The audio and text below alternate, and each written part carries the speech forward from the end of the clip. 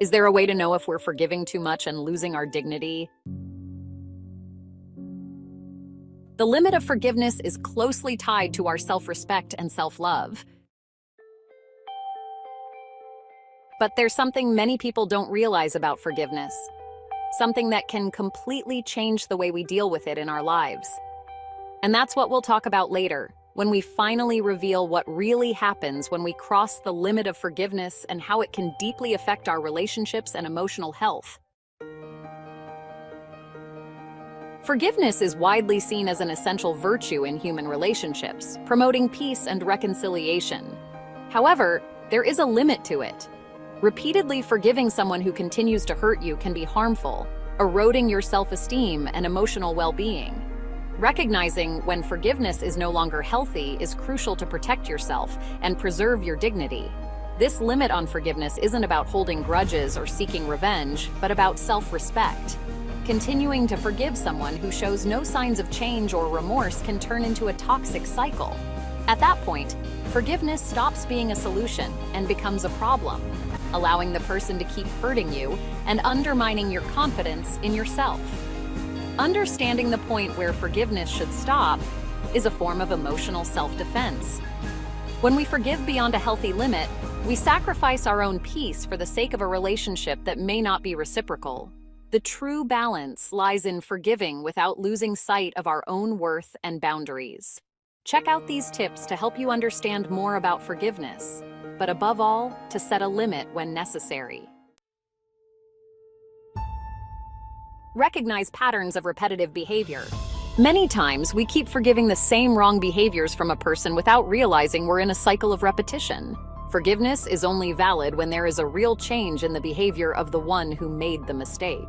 If the apologies repeat but the actions remain the same, it's time to recognize the pattern and reevaluate forgiveness. By recognizing repetitive behavior patterns, you protect your own boundaries and value your time and energy.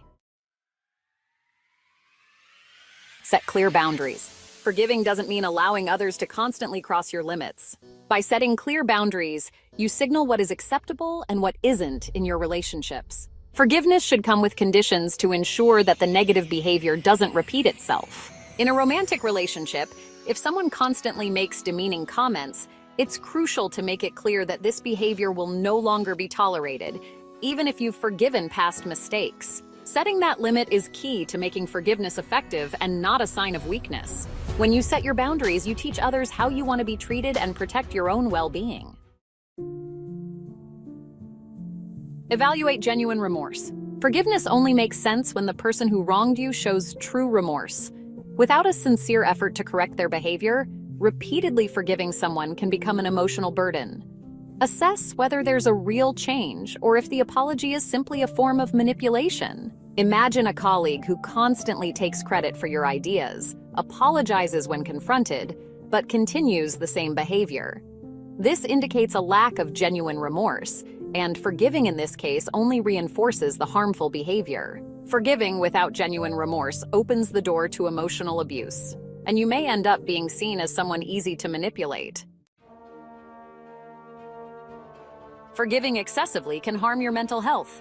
According to a study published by Stanford University, forgiving too much, especially in situations where negative behavior repeats, can increase stress and anxiety.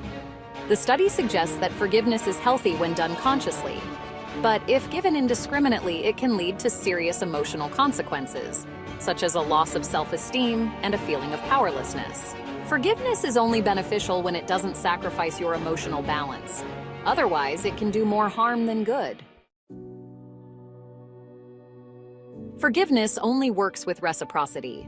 Forgiveness is more effective and beneficial when there is reciprocity. This means that both sides are committed to correcting mistakes and maintaining a healthy relationship. Without this reciprocity, forgiveness becomes one-sided and harmful. Imagine forgiving a family member who constantly criticizes and belittles you, without them showing any desire to change.